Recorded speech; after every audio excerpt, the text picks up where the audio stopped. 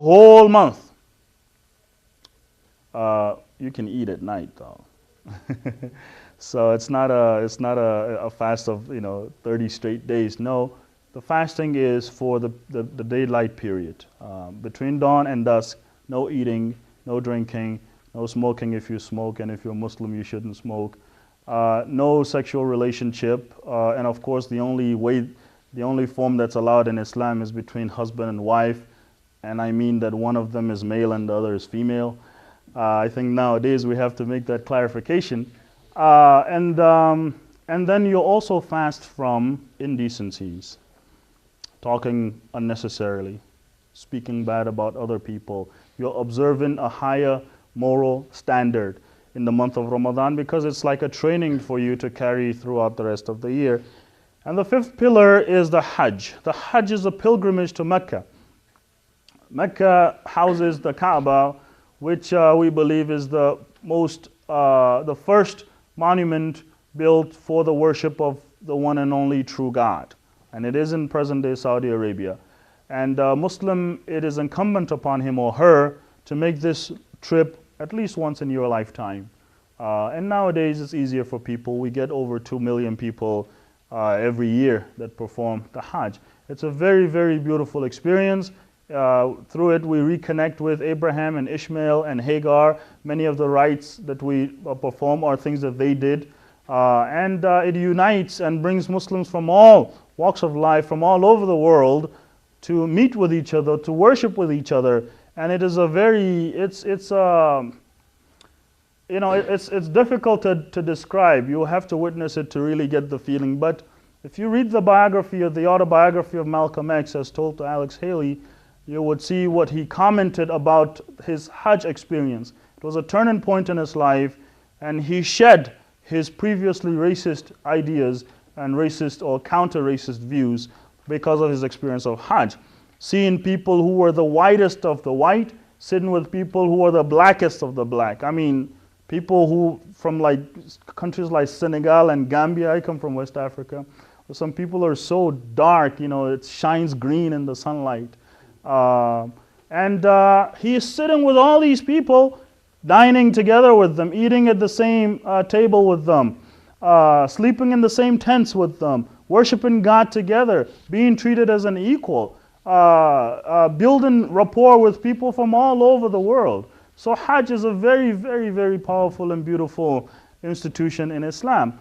Now beyond these 5 pillars, you have other duties that Islam requires of us. We have duties to God, we have duties to fellow human beings, we have duties to ourselves, and we have responsibility to the earth, our environment. And likewise, we have rights also. But like you heard in the sermon, the emphasis in Islam is on your responsibility. You will be accountable to God on the Day of Judgment as to whether you fulfilled your responsibility, not whether you attained all your rights. So the emphasis is on fulfilling your duties, and if everybody does that, everybody will get their rights. Islam also teaches us to pursue excellence in whatever we do. It is called ihsan, excellence in our relationship with God, in our relationship with other people, in the way that we maintain our physical, spiritual, social, economic well-being as well. And Islam also requires us to not be just satisfied with trying to be good and trying to avoid evil. Islam teaches us that you should also encourage good. You should do good, but encourage good. You should enjoin what is right, and you should stay away from evil, but also you should discourage or prevent evil, so that you are morally proactive in the society as a truly good Muslim. And Islam also teaches us that whenever Muslims are in a locality, an area where they can influence the economic and political system to bring more justice, then it is incumbent upon them to strive towards that means. And this, in a nutshell, can be what one will describe as an introduction to Islamic beliefs and practices. There's a lot more about Muslims and the history of Islam and the different cultures and diversity within Islam itself, globally as well as within America. but I just focus here on the beliefs, the belief system, and our practices, so that I keep it short. And did I? I don't know. I wasn't watching my watch. So I will pause here. I'll stop here, and hopefully, you guys will have a lot of things that you would like to know further, and it will be my pleasure to make any clarification or give any further information that is desired. Thanks for your attention. I should have told some of you to bring pillows. Yeah, but I will entertain questions. Yes, Professor Zanka. My first question is actually about the center, and I wanted to know how important a role does it play for all the mosques, let's say on the north side of Chicago? Is it a real central mosque? And the turnout for the Friday sermon, is it one of the largest in the area? Absolutely. The Muslim Community Center is one of the oldest mosques in the Chicagoland area. I believe it is the largest mosque in the Chicago city, in the city itself. There are other mosques of comparable size in Villa Park, in Bridgeview, and on the south side also. And these have comparable sizes of people who attended. But the Muslim Community Center is one of the oldest, and I believe the largest in the city itself. Now, it is a true community center.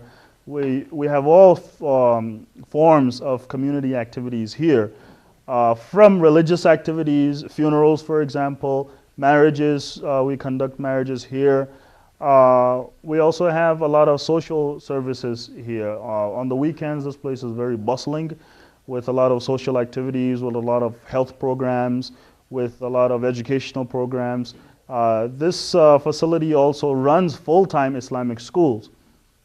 So students come and they are trained in how to memorize the Quran. You find kids as young as 12, 13, 14, 15 memorizing the Quran in its entirety. And then you have weekend and evening educational programs for youth, as well as educational programs for adults.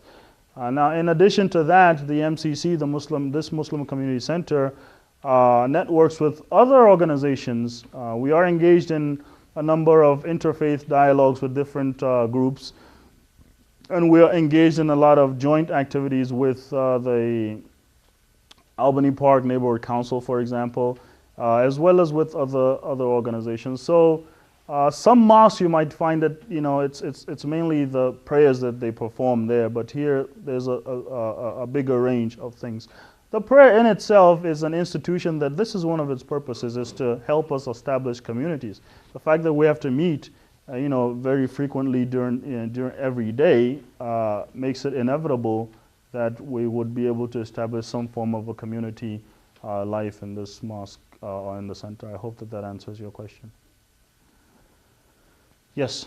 Can you describe your vision of heaven and hell? Well, heaven and hell is something which the Quran is one of perhaps the most graphic in terms of its description of heaven and hell. You don't find this in many other religions. Now, the Quran often uses a language that tells us, for example, that in heaven or in the garden, it calls it the garden. Jannah means garden. You will find in it rivers of milk and honey, gardens, couches, and what have you. Whatever that your heart desires. Now, and the same way about hell, it talks about, a place of torment, of fire, and so on and so forth. How do we know exactly what heaven and hell is like? We cannot know that absolutely. The Quran and the traditions of the Prophet use languages that appeal to our paradigm, that appeal to our range of understanding, and to think of gardens beneath which rivers flow and everything that your heart may desire is something